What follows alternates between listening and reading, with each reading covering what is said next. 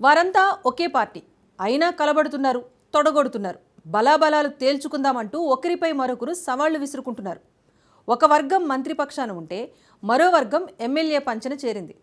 ఒక భూ వివాదంలో అధికార పార్టీలోనే రెండు వర్గాలుగా చీలిపోయి రెండు నియోజకవర్గాల నేతలు మాటలతో కత్తులు దూసుకుంటున్నారు. ఈ పోరులో చివరకు మంత్రి నారా లోకేష్ ఆదేశాలను కూడా రెవెన్యూ అధికారులు పట్టించుకోవటం లేదు అనే టాక్ వినిపిస్తోంది.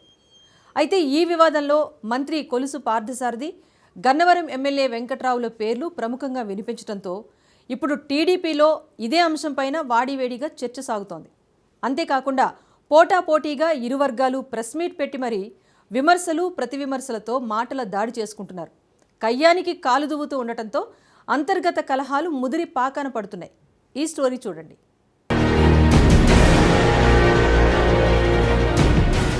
ఏలూరు జిల్లా చాట్రాయి మండలం సోమవారం గ్రామంలో 1950 సంవత్సరంలో గ్రామానికి చెందిన శర్మ అనే రైతు దగ్గర మంద గంగాధర్ రెడ్డి భూమిని కొనుగోలు చేశారు.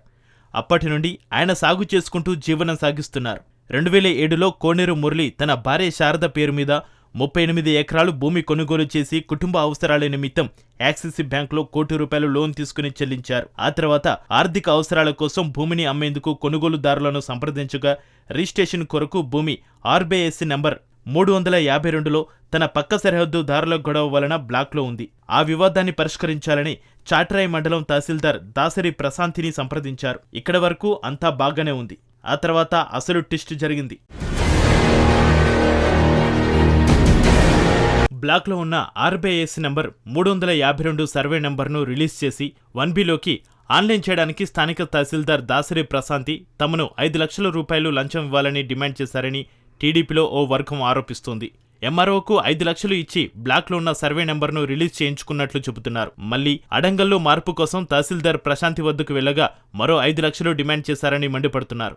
ఈ విషయాన్ని స్థానిక ఎమ్మెల్యే మంత్రి కొలుసు పార్థసారథి దగ్గరకు తీసుకెళ్లగా అధికారుల వద్దకే వెళ్లి తేల్చుకోవాలని పంపేశారని చెబుతున్నారు. దీనిపై తమ ప్రయత్నాలు కొనసాగుతుండగానే స్థానికంగా ఉన్న వైసీపీ సర్పంచ్ శోభన్ బాబు, కొత్తగూడెం మాజీ సర్పంచ్ చల్లగుండ్ల రాజరత్నం, వైసీపీ ఎంపీటీసీ జగన్మోహన్ రావు కలిసి కుట్ర చేసి తమ భూమిని స్థానిక తహసీల్దార్, రాజకీయ నాయకులతో కలిసి వాళ్ళ పేరు మీద ఆన్లైన్ చేసుకుని వేరే వాళ్లకు అమ్మేశారని ఆగ్రహం వ్యక్తం చేస్తున్నారు.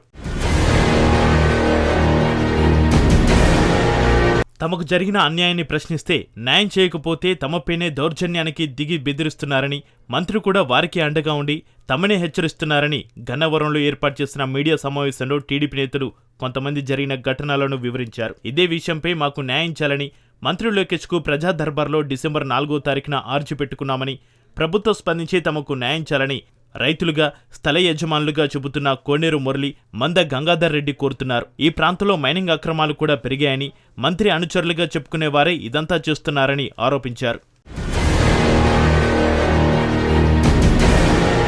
గన్నవరంలో ఎమ్మెల్యే, ప్రభుత్వ విప్ యార్లగడ్డ వెంకట్రావు అనుచరులుగా ఉన్నవారు ప్రెస్ మీట్ పెట్టి మంత్రి పార్థసారథి, ఆయనతో ఉంటున్న టీడీపీ నేతలపై చేసిన ఆరోపణలకు మంత్రి పార్థసారథి వర్గం కూడా అదే స్థాయిలో కౌంటర్ ఇచ్చింది. నూజివీడిలో మీడియా సమావేశం ఏర్పాటు చేసి గన్నవరం టీడీపీ నాయకులు పూర్తి సమాచారం లేకుండా సొంత పార్టీ ఎమ్మెల్యే మంత్రి పార్థసారథి ఉన్న నియోజకవర్గంపై బురద జల్లుతున్నారని మండిపడ్డారు. టీడీపీ సీనియర్ నాయకులు కాపా శ్రీనివాసరావు ఈ వివాదంపై స్పందిస్తూ సొంత పార్టీలో సమస్యలు ఉంటే అధిష్టానం దృష్టికి తీసుకువెళ్లి పరిష్కరించుకోవాలే కానీ మీడియా, సోషల్ మీడియాకు ఎక్కి అనవసర ఆరోపణలు చేసుకుంటూ పార్టీ పరువు తీయడం కరెక్ట్ కాదన్నారు. నిజానికి రావిచర్ల గ్రామంలో నల్లగుట్టపై అసలు గ్రావెల్ రవాణానే జరగలేదని, ఒక్క ట్రక్కు కూడా బయటికి తరలి వెళ్లలేదని తేల్చి చెప్పారు. నల్లగట్టుకు దారులు వేస్తుంటే తామే జేసీబీ, ట్రాక్టర్ను పట్టుకుని తహసీల్దార్కి అప్పజెప్పడంతో జరిమానా కూడా విధించారని గుర్తు చేశారు.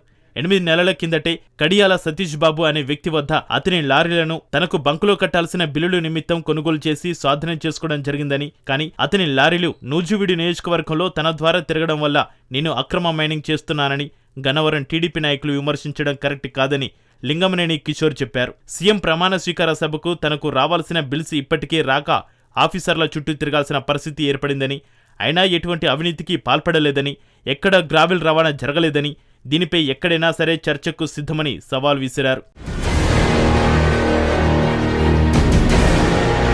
మంత్రి పార్థసారథి వర్గం పేరుతో కొంతమంది, గన్నవరం ఎమ్మెల్యే వెంకట్రావు వర్గం పేరుతో మరికొంతమంది టీడీపీ నేతలు పరస్పరం కత్తులు దూసుకుంటూ బహిరంగంగా మాటల యుద్ధానికి దిగడంతో పార్టీ పరువు బజారు పాలవుతుంది. అంతరాలు, అభ్యంతరాలు ఉంటే పార్టీ పెద్దల వద్ద లేదా స్వయంగా అధినేత వద్ద తేల్చుకోవాలే కానీ ఇలా రోడ్డెక్కి సవాళ్లు ప్రతి సవాళ్లతో టీడీపీ పరువు తీయడం కరెక్ట్ కాదని సీనియర్లు హితో చెబుతున్నారు. ఈ వ్యవహారంలో మంత్రి, ఎమ్మెల్యేలకు ఎంతవరకు పాత్ర ఉందో ఇప్పటివరకు క్లారిటీ లేదు.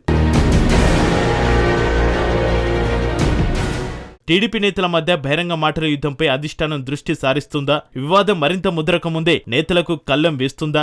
పూర్తి స్థాయిలో విచారణ చేసి సమస్య పరిష్కరిస్తుందా? తొడకొడుతూ కయ్యానికి కాలు దూవుతున్న నేతల మధ్య సయోధ్య కుదుర్చుతుందా? ఏం చేయబోతోంది? వేచి చూద్దాం.